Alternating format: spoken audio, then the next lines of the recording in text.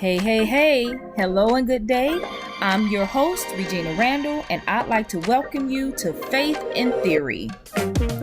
It was important to me as a therapist to start a podcast that provides down-to-earth, practical steps to overcoming life's challenges. And as a licensed minister, it was also important to me to share just how much those therapeutic principles actually line up with the Word of God. The goal of Faith in Theory is simple: to create a safe space that leaves us feeling empowered, supported, loved, and refreshed. That said, are you ready? I sure hope so, because this episode starts right here, right now on Faith in Theory.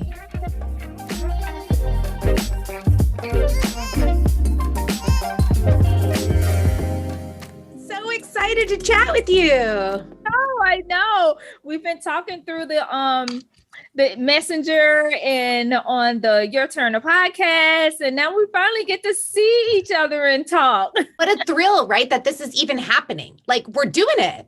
Absolutely. I'm so excited to be talking with you. Absolutely. So one of the things that I do on Faith in Theory is that I do icebreaker questions. And so we have three categories. The first category is guest favorites. The second category is what if? And the third category is just for fun. So are you ready? I'm ready. All right. What is your favorite TV show? Oh, probably Ted Lasso right now. That is like the feel-good show. You've already been watching it. Oh, yes. I was like waiting for each episode to come out. I think I'm going to watch them all again. Like, that show is such a... Like, kindness is the star of that show. I love that show. What? That is so awesome. All right. So what if you could go back 10 years? Where would you go and what would you do? So we're thinking about yourself 10 years ago. You know, I would have told myself that it's okay to leave a soul-killing job. It took me a long time to leave that job. I didn't leave it until 2 years ago. So I could have saved like 8 years. And I think I was afraid to leave because obviously like I need a job, but I was also afraid to leave because it was like a really good journalism job, and journalism jobs aren't that plentiful anymore. But if I could go back, I would tell her, don't worry, you're going to find your way. And, you know, you don't have to be this stressed out because that's not good for you. Right. Okay. Just for fun, what was your most favorite thing to do as a teenager? Oh my God, what was my most favorite thing to do? Listen to music, be boy crazy. Every I was teenager. So boy crazy as a teenager. And listen to music in my room, like turn it up really loud in my room, be angry. Glad you're throwing that one out there because we are that too. So again, welcome to the show. I'm so glad that you took the opportunity and the time to just kind of sit down with me and tell me a little bit about Sandy and your journey and your life. I am so excited to have you here. Thank you. Thank you. I'm so excited to be here. It's been great getting to know you just over these last couple of weeks. Right? Okay. So then let me ask you this. Well, first, let's talk about your your podcast. Your podcast is called Inner Peace to Go. Is that right? That's right. Okay. So tell me a little bit about your podcast and when it'll be launching. Oh, thank you. So my podcast is going to launch in January. As you said, it's called Inner Peace to Go. And really what I hope it will be is a place to have conversations and share strategies for reducing stress, feeling better inside our own brains and bodies, like finding ways to be happy that we may not have considered, finding ways to slow down, like everything, kind of the whole gamut of what's involved in like a happy whole self is what it's lofty, but that's what I'm hoping for. And don't we need that? We need that. I have found working in therapy that it's almost like they marry each other. I have had more people to say that they're experiencing anxiety and depression than anything else. So having something that says, hey, here's inner peace to go, and you don't have to slow down. I like the phrase that you used in your trailer when you said is how to bring inner peace to your life without meditating on a mountaintop. Like you don't have to just stay there forever. This is inner peace to go. And so what that means is, if I understand this correctly, is that you're just giving them like tidbit tips of things that they can do even in their busy life for a brief moment to slow down and just kind of find some peace. Is that about right? That's exactly right. Okay. And two, we don't want to have peace something that we get like later down the line. Like how can we feel better like kind of right now, you know, like what are some strategies in the midst of life, in the rhythm of life that we can implement to just feel a little better? And sometimes it could be really simple, like even just taking a deep breath, which I always forget to do because I'm like rushing around. So just busy. Having that reminder. Yeah. Now, you did mention that you were in journalism. I also saw on your page that you did some writing and some things like that. How did you go first, let's talk about the journalism, because one of the things that you said was that you wanted to do something different because it was a very stressful job for you. Tell us about that period in your life. Sure. So I had a really unusual and exciting job. I live in Los Angeles, and I wrote about Hollywood and interviewed celebrities for a really big news agency. So I'm outside so glamorous, right? And really exciting for me as a person too. I mean, I got to meet a ton of celebrities, like Oprah said my name on a phone call, really exciting stuff. But over time, I felt like I wasn't sure. I mean, it took a lot out of me because it was really demanding in terms of the hours. So I wasn't like, I didn't date. I didn't see my mom. I was really just working all the time, which, that's depleting. But I also felt like, I'm not sure this is like helping the world in the way that I hope to. Like a lot of times, I don't know. I think sometimes a few things. I think we can be obsessed with celebrity news to the exclusion of interest in our own lives. Right. And I also think that we can be involved with celebrity news to the exclusion of interest in other news that's more essential to fairness and democracy. And, there's some pretty profound ideals in journalism about truth and an informed populace and things like that. And I felt like now we're all just kind of obsessed with celebrity and I'm feeding right into it. So I think it created what's that? Like an internal dissonance inside myself. Like that ickiness, like I'm just not where I'm supposed to be. This is not what I signed up for. Yeah, exactly that. And I was like having my own fun and like meeting celebrities was not enough of that just didn't seem like that was enough. So, and then plus it was hard. It's not like it was easy, right? Then it was hard. Then it was competitive and giving up a lot of hours. So, so I was afraid to leave because it was such a good job. And when I would tell people about it, they'd be like, wow, that's so impressive and everything. And I wondered, like, why am I not more satisfied with this? Other people think it's so cool. So I had to just face to myself that for me, it had run its course and it was time for me to find something more peaceful. You also talked about how throughout that journey, you learned that success, based on like these things, interviewing these celebrities and things like that, it really is not what it looks like on the surface. Like you would think that someone who's doing all this stuff is really happy and they've made it in their life and that they're successful, but how even if you're doing all these things and you don't have that inner peace, you're really not happy. So talk about that a little bit. That's exactly right. Like that to me and for my own self too, like here I was at the pinnacle of my career working for a really big agency, really high profile beat. And I didn't feel like it. So that was success. That was some kind of success, but I did not feel happy. I felt depleted. I felt stressed out. And I can't speak to whether the stars who I interviewed were happy or not, because, my interview time with them is so superficial. But for me, I guess I was like it was a little bit of a rude awakening to know that okay, so success, what I had tried for since college, right? Like, get a really good job. Work for a big newspaper. And then it was like, Like kind of like, this is it. Like, this isn't as great as I had hoped. And then I also felt like I said before, like, why don't I love this more? Like, is something wrong with me that I don't love this more? Because I would tell people I interview. You even started questioning yourself. Yes, because I tell people I interview celebrities and like, oh, that's awesome. Like, you have a dream job. And I was like, oh, but it's not my dream. Maybe it's someone's dream. It's not, I don't think it's my dream.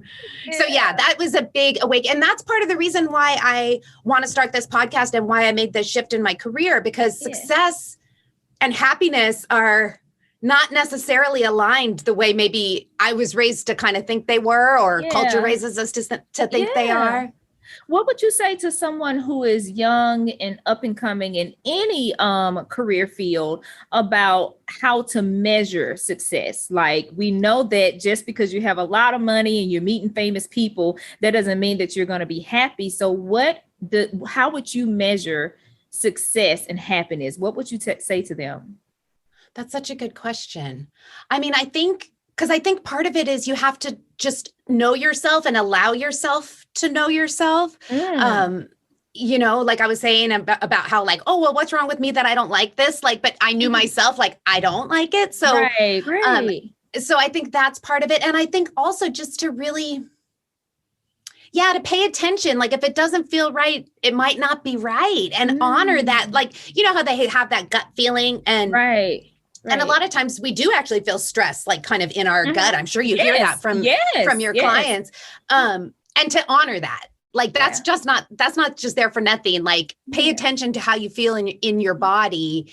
And, I think culturally, it is what you said, that it's hard for us to honor that. Like, it's hard because so many people around us are telling us that we should be happy, that it's hard for us to honor that gut feeling and say, I'm not really happy with this. I don't want to do this. This is not as cool as you think it is. Right. And also to be like, that's a good enough reason to not do it. Yeah. You know, because me feeling like I didn't like it was like, but it's a good, like, I would talk myself out of it. Like, but it's a really good job. And like, you know, it's like you're high up in the company and blah, blah, blah. Like, and so, but just not being happy is a good enough reason to try something else. And particularly if you're young, don't wait till your mid 40s. Like I did, like, you know, like, follow your heart sooner if you can. And let that be a good enough reason. Yeah, I like that you said to let it be a good enough reason, because that's the one thing that we don't normally do. We look for every other reason except that this just doesn't feel right. This is not, my gut is not something that I'm passionate about. And I think what I'm thinking about when you say that is like, anyone who's ever gone to college, most of the time, you know that you change your major at least once or twice while you're in college.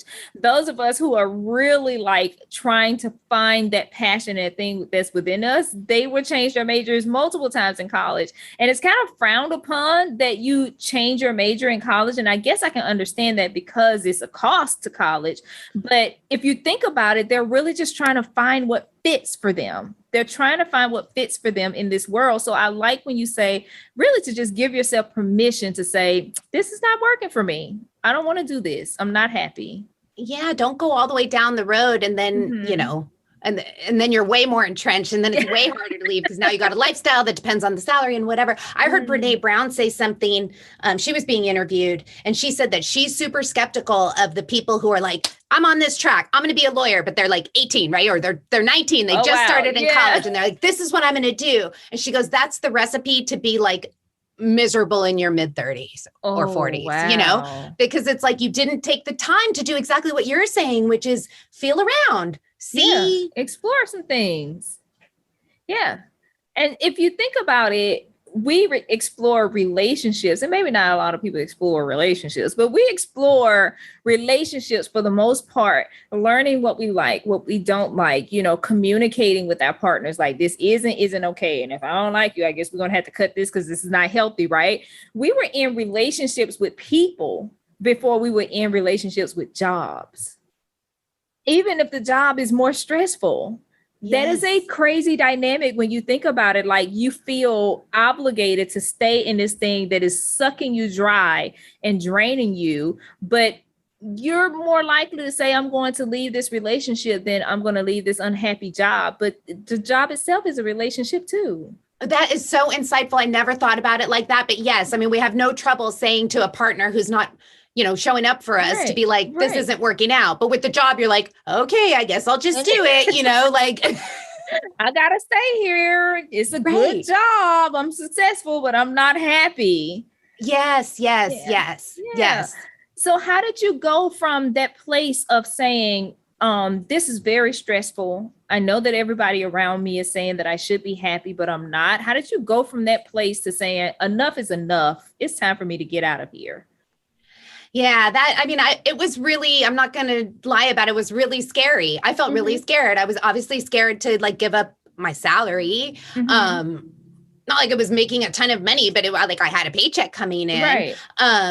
And I was scared that I wouldn't be able to get another journalism job because so many newspapers had closed over the time that I had been in that career.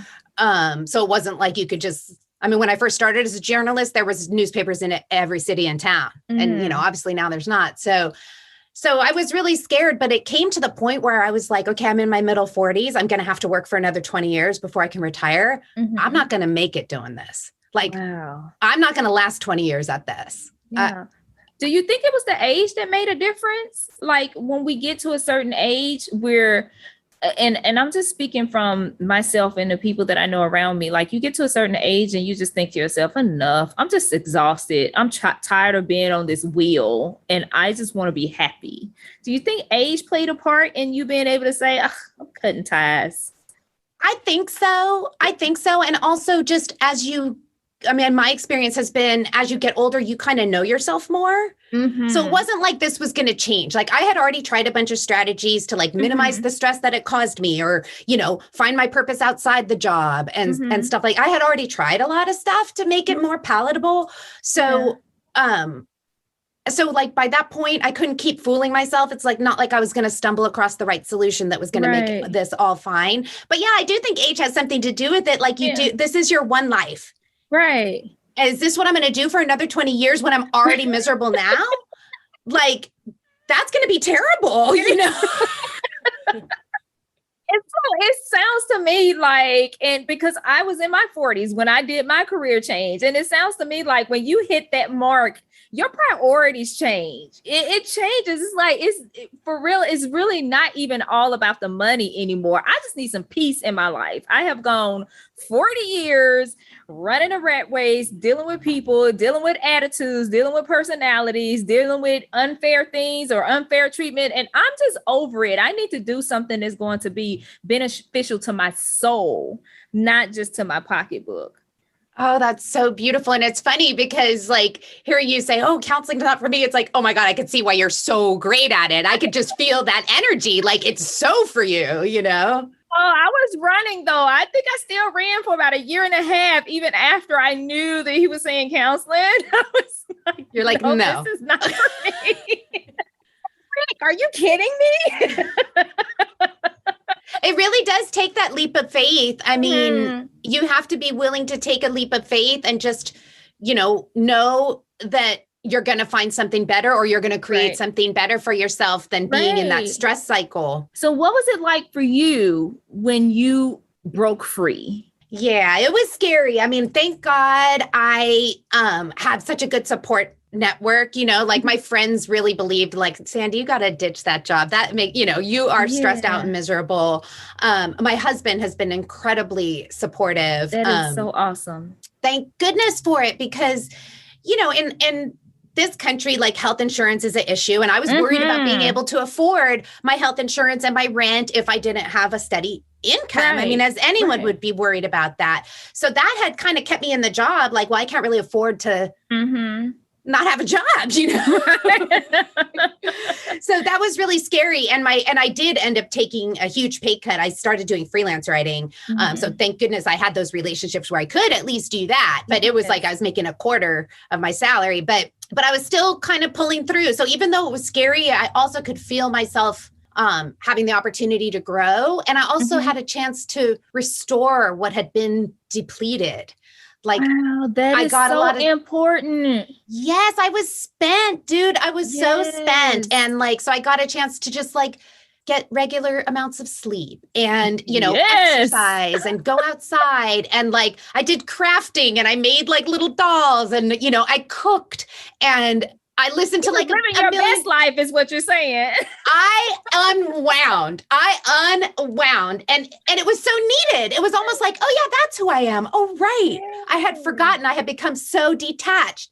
And also another thing I will mention is I had been drinking a lot to kind of cope with the stress of the job. So I was able to like leave some bad habits behind, That's awesome. so that is wonderful. Like I got free from that. I even quit drinking Diet Coke. Like I really cleaned up my act. And I think like and it's to my benefit, like I'm way more healthier. My sleeping is better. Everything is so much better. So it was really scary. And I did feel adrift at first because I didn't know exactly what I was supposed to do. I didn't have that insight that you had about like, oh, this is my purpose. I still wasn't sure. But I just started to follow my interests. I've always been really interested in health, particularly since I had felt my own health so depleted by the stress. So I just dug into that. I went back to school as well. And I studied health coaching. And now I'm working on a master's in public health. I want to do like it. Thank you. Something similar to you. Like, I want to be able to like, you don't have to walk this path to full on depletion that I went. Let me try to share what I've learned and what I know for the benefit of others that you might avoid going all the way down that path. And I honestly believe that that's what make us who we are in this field, knowing that we have walked that path. It makes you more passionate about it, especially when you've escaped it. Now you're like, I want to rescue everybody else. Come along with me. Totally. Yes, totally. And in fact, I just met a woman recently. She works in Hollywood. She does some type of, I know what she does. She edits the Real Housewives shows. And she was like, she's like, oh my God, like this is so lame. But she said, I can't leave because, I'm in my 40s and like, it's kind of too late or whatever. And I said, no, it's not too late because leave. Who knows what you'll find? Who knows what you'll create? I mean, save some money first. Don't just leave, like give your notice and leave tomorrow. But, start plotting your next steps because life is too short to go on in something that you already know is kind of soul sucking. Right. And I had the same experience right before I left and just like went on my own. I worked for the Department of Correction as a mental health counselor. And it was, when you say soul sucking, it was soul sucking. Like to feel like you can only do so much and then you can't do any more. And you see the conditions that they're in. And you just know that if someone had talked to them or someone had been there prior to that moment, the change that it could have made just if we had started early. But not just that, but being in that position and seeing that there were a lot of people crying out for help. And there was nothing really I could do beyond the scope of what was required of me at the job. And that was depleting every day. I mean, it was depressing. And I had to make the decision too, like, this is just, I can't do this. I can't do this anymore because I started going through my own level of depression, just having to come home every day with that weight on me. Yeah.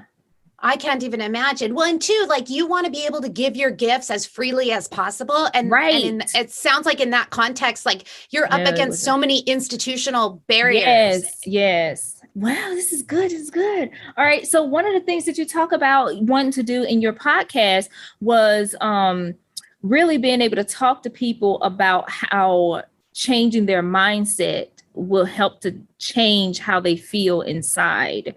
What were your personal experiences with that? Let's talk about that first. For me, I think that one was decoupling this idea of success and happiness, like just like let's unlatch those two things because they're not really as connected as we think. I also, over the years, had to learn how to show my inner critic the back seat and not the front seat. Oh, that's a good one. That's a good one. Because I was always, I mean, even, you know what, that's another thing. You asked me what I'd tell my younger self. I would say, don't listen to that inner critical voice. You are awesome. Right. I always would beat myself up. I was never, successful enough, cute enough, skinny enough, whatever, pretty enough, all those things. And you're gorgeous. Can I say that? You're gorgeous. Thank you. I wish I would have let that go a long time ago. So part of my changing my mindset is learning to let that turning the volume way down on that voice. Thank you. But thanks for your thanks for your opinion, but I'm moving on. And just growing that sense of self-love and self-appreciation. Like I am one of God's children. I'm a creature of the universe, and that deserves honor and reverence, not more honor and reverence than other living things, but just as much. Right. The thing that when you talked about making your self-critic a part of the backseat, basically, I'm not listening to you anymore. The thing that comes to my mind is often one of the things that we do talk about in therapy is what voice are you really hearing? Right. And if you think about that critic that said, I'm not pretty enough, I'm not skinny enough, I'm not successful enough, were those really your voices, or was it the voices of society or people around you that says you have to be this weight, or you have to look like this, and you have to have this shape, and you have to have this level of money before you're considered successful? So even the voices that we're hearing, they're not always ours. It is not our passion.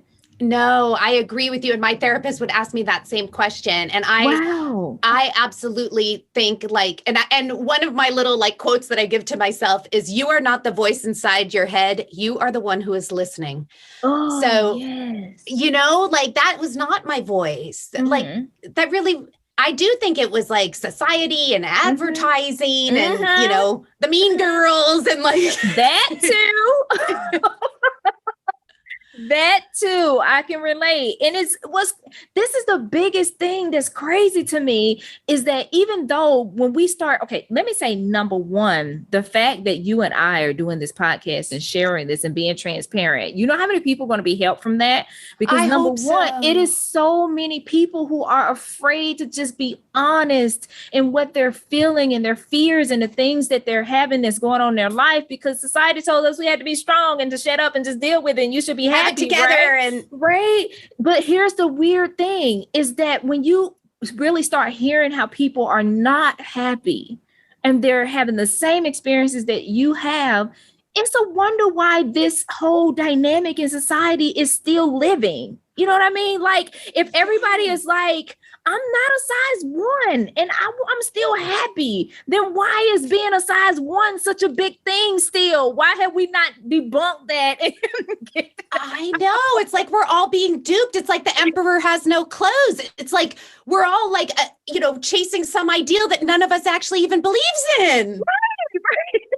That is so true. And I don't know why that is. I guess it's maybe it's part of it is that herd mentality. This is what everybody's doing, so we should do it. We call it groupthink. Groupthink. Totally. Maybe it's something like that, because I agree. And you know what? When you do get individual people or small groups of people talking in a real way, you find that none of that other stuff actually matters. No one's actually fulfilled by being, the person who's a size 0, if that's what their real size is, that's fine. But none of us are fulfilled by that. But if I gotta miss 10 meals and just eat a cup of popcorn so I could be a size 1, I am not happy. I'm sorry. I'm with you. And I think that, broadening our notion of what makes us worthy. And tuning into the real divinity of what makes us worthy. The same thing that's moving the waves is moving our lungs. That's a lot of value. We're valuable. You know what I found the value in, and this, and again, everything for me relates to my faith and spirituality. When I came into the understanding, the real internalized it, that I am a complex being, right? If you think about it, we value technology, and the more intricate it is, we're we're going to spend more money on it. This is awesome. If you think about just simply the human anatomy And the fact that we produce eggs and our husbands or our spouses or partners, they produce, sperm or semen, and we create this new life and our body functions without anyone telling it to function.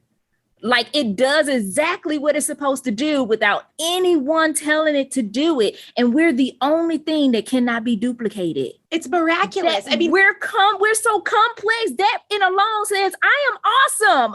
Yes. And I don't know why. I don't know why I was so slow to embrace this, or why we as people are so slow to embrace this, because it's like, look, I don't have to tell my lungs to keep breathing when I go to sleep, or my heart to keep beating when I go to sleep. I just go to sleep and then I wake up and everything works. And, and I think I did hear this.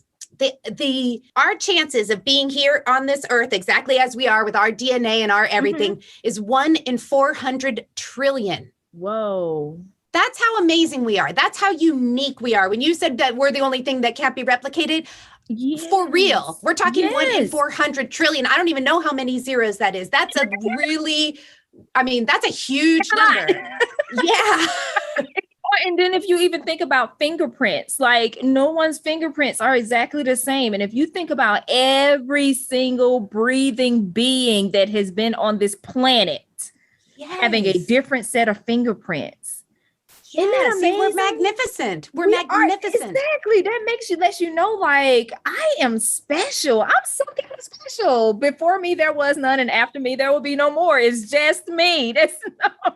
Yes. And I feel like internalizing that, like knowing that for yourself. And I think it's something that you forever continue to learn more about for yourself, forever embrace that further. But that creates so much freedom and space, not only space for your own self to grow, but space to give. Like, yes, that's true. I can think about the times when, especially in my younger years, that's why sometimes I feel like it really is about the age. With age does come wisdom, right? In my younger years, I felt more like I had to fight for things and that I had to compete. And I really don't feel like I have to compete anymore. Like, if I don't get it, then it wasn't for me. That wasn't mine. I don't want to have to fight you for what I feel like should belong to me. And then I'm just going to rest in what it is that I have. Yes. I think it's true. And also just that desire to kind of allow and go with a flow and don't. Yes. I remember, I think it's a parable about this tiger wanting to cross the river, and the tiger wants to cross the river and he jumps in and he's splashing all around, and then he has to jump back out because he's all flustered. And then the turtle or whatever it is who's watching says, don't you know that there's a current to the river? And if you want to cross the river, you can go with the current, and you just get in and then you get out on the other side. And it sounds so simple. I mean, obviously it's not necessarily that easy, but I totally hear what you're saying, where everything was a fight and everything was like, I'm flustered and I'm wound up, and I don't want to be wound up. I want things to be easy, and I want to give to who wants to receive it. And I want to receive what's for me. And there's enough abundance for everybody. True. So true. And I think that's part of where the inner peace comes from. When you get to that place of, like you said, just really understanding your self-worth and understanding your self-value and who you are, and that you are beautifully unique, you have a level of inner peace that I don't want to be a part of this rat race anymore. I don't want to do this anymore. I don't have to be your size to be beautiful. I don't have to look like you look to be beautiful. I am who I am, and I'm perfectly okay with that. Yeah, it's taken a long time to get there, but the closer I get to that is the more I want other people to know that for themselves too. Like, because it lets you like, I'm good, It does. So that just really relates to one of the things that you said you really wanted to convey in your podcast about how what we think, particularly about ourselves, influences our lives. How was your life changed as a result of your mindset changing? Oh my God, I'm so much more peaceful. I take so much better care of myself. I see myself as worthy and deserving of that care and that time investment. And I'm willing to accept that I don't know everything. So it's not like I've got everything figured out. I'm going to know as I need to know. I'm going to continue to learn. So those shifts have really helped. And that, there isn't just one route to go, whether it's to success or fulfillment or any of those things that that we can find that path as we walk it. And I just I'm so much more, I'm easier on myself. Oh, you're giving yourself a break. Isn't that nice? Like, cut yourself a break, give yourself some slack. You don't have to be so hard on yourself. It's like we're our own worst critic. Absolutely. And when we learn that we don't have to be so hard on ourselves, that is another level of inner peace that we achieve. Like, I don't have to be perfect. I don't have to do this perfect. We talk about even learning the things in this podcast that we just do things messy. Just do it. It doesn't have to be perfect. And that also gives you a level of freedom where you don't have to worry about doing everything just the right way. And then meanwhile, you can never barely get started because you're so worried that it's not going to be just the right way and stuff. And actually, you know what? There is science to support this. So this idea of self-compassion, like there's legit science that says that the more self-compassionate we are, people think, oh, well, then it's going to be soft. I'm going to be soft, or I'm not going to reach my goals because I'm going to be too easy on myself. No, but the science finds that the people who are like, oh, that was rough today, to their own self, actually persist more. Actually go further and feel better while they're doing it. So it's like, this is not just like pie in the sky. Oh, wouldn't that be nice? Listen to these two gals talking about inner peace. Like, that's for real. It is. In therapy, we call it a level of mindfulness where you are allowing yourself to feel what you feel without judgment. So it's okay for me to say, you know what? I'm not perfect and I'm okay with that. Or I'm angry today. And what am I going to do with that? How am I going to explore that? And there's a level of healing that comes from being able to be honest with what's going on inside of you. Yes, it's so true. I mean, and that's why something like gratitude and practicing gratitude is so powerful. I mean, people say it sounds corny. Like, what good is it going to be to be like, oh, I'm glad it's a sunny day. But like, the more you do it is the more you look for things to be grateful for. And now your day is way sunnier and your whole week and life is sunnier because you're looking for things to be excited about. It's just like, you know, if you buy a blue Honda, as soon as you buy a blue Honda, all you can see on the road is the blue Honda. You notice the blue Honda. You never noticed it before.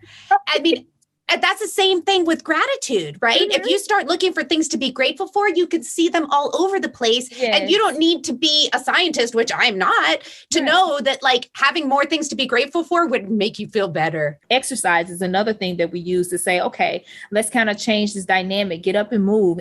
All of those different types of things really does help to shape and change your thought process and your inner peace that goes along with that thought process. Adding movement. I had always been into exercise more for how it might make my body look, but really committing to regular movement has done a world of good for how my mind feels and how my body feels, but how my, like now I think of exercise as being something I do for my brain and my body just happens to benefit, you know?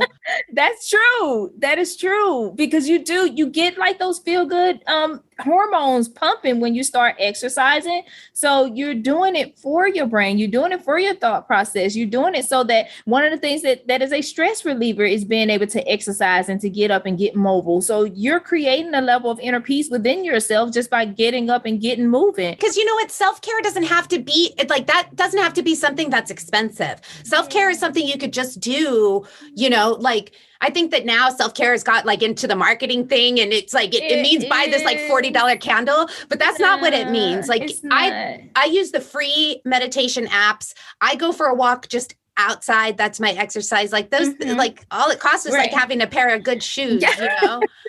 And for me, and this was so funny when you talk about really like learning who you are as you grow and discovering yourself. All my life, literally all my life, I was like, I am not that type of girl. I don't like flowers, right? I don't like flowers. And then when my husband and I started dating, he would buy me flowers and I liked it, but I'm an acts of service person. So I'm like, I like the fact that he's giving me these beautiful flowers, right? When I quit my job, and that was earlier this year, as a matter of fact. And so I just turned 44 years old. And so earlier, it was just your birthday. Happy birthday. It was. Thank you. So earlier this year was when I discovered how much I like flowers. Can you believe that? I went my whole life going, I don't like flowers. I'm not that type of girl. But when I slowed down enough, one of the major things that helps me with that and gain that inner peace is that I'm able to sit out on my patio or on my porch and just drink a cup of coffee. And I don't even like coffee. I just like the smell of it and like some of the flavors that go in it. But when I can just sit there and slow down, I enjoy my garden. I enjoy my flowers. And that helps me with that inner peace. I'm outside, I'm getting some sunshine. And then I'm discovering like, I really do like the way these flowers look. They're beautiful. I'm focused on something positive, something different. And it's exciting because it's like we can continue to learn about ourselves. Mm-hmm. I mean, look, you just learned that in your 40s. Right. That's who knows what there's left for us to learn about ourselves. That's my self-care. That's when you talk about self-care doesn't cost anything. Just to get up and say, I'm going to go outside and think about me just for a second. Just slow my brain down just for a second. This is my time. That's my self-care. It costs me nothing. Exactly. And it's not like you have to sit out there for hours and hours and hours. Like you can just have your 10 minutes, have your coffee, have your pleasant time. It's so restorative. And then too, I think we build it up. Like, you know, you have that you do in the morning, and then maybe in the afternoon, you listen to like a good tune. And then, you know, like after work, I'll walk the dog. And, you know, these are like little like bursts of kind of pleasantness and joy that absolutely it keeps you going. Absolutely. Okay. So let me ask you this. What tips have you discovered in your life that you can share with the listeners of how you can find inner peace? I would say definitely get enough sleep. Get enough sleep. Sleep is like... I concur. Yes. I mean, it is your time for your body and mind to restore itself. It's not something optional. It's not like, oh, but I mean, I know I want to watch the next Netflix too, but you know, sleep is truly more important. So I would say get some sleep, get some movement. That's another thing that's not optional. It's about as optional as brushing your teeth. You need to get some movement. I mean, our bodies are made of all muscles and ligaments. They're meant to move. Yes. They're meant to move. And so those are two like super basic ones. Watch it with the vices. Like I know I turn to alcohol to take the edge off. I live in California and I also turn to cannabis to take the edge off. But those can be a slippery slope. And before you know it, you're using them more than you want. So I would say those are things that I've learned that like, I'm better with more sleep and regular exercise. I'm better with less booze and weed. And just like allow yourself to consider that you might be super awesome.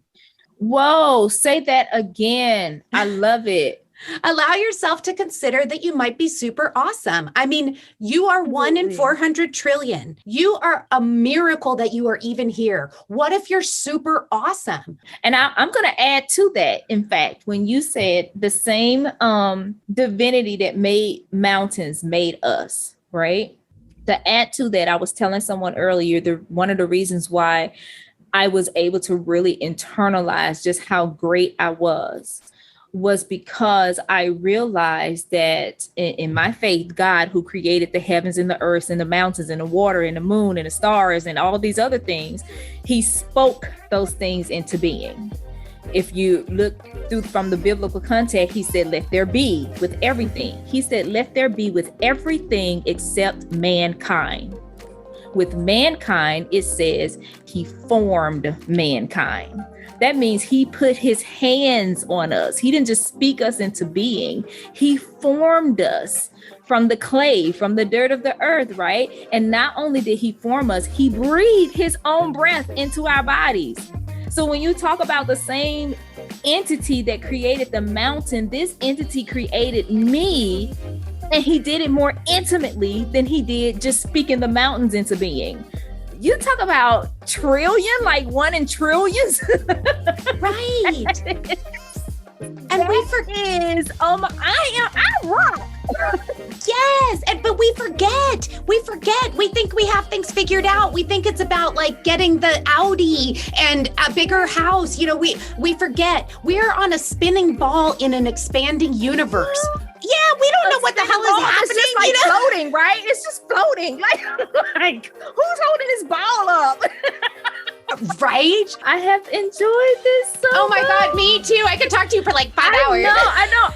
I mean, this has been a wonderful conversation. I've enjoyed it so much. I bet your clients love you. I bet they just love you. You radiate love and acceptance. Thank you. I appreciate hearing that from you. I love it. I'm so glad you're doing your show. Your show is going to touch so many people. You. Yours too. Well, I know that we're bringing the right energy to it. Like really. Regina, this is so great. I know. So I end my podcast with words of wisdom, right? Okay. So if you had words of wisdom to give to your listeners, what would you say? You deserve your love as much as anyone. Give yourself that love. That's beautiful. Hey, Faith and Theory family. I just want to take the time to say thank you for tuning into the show today. It's been my absolute pleasure to share with you the everyday journeys of everyday people that can inspire your heart. If you enjoyed the episode, do me a favor and leave a review. And if you haven't already, don't forget to like, share, follow, and subscribe to get exclusive content and to stay in the know of what's to come. Until next time, many blessings to you and yours from Faith and Theory. Bye-bye.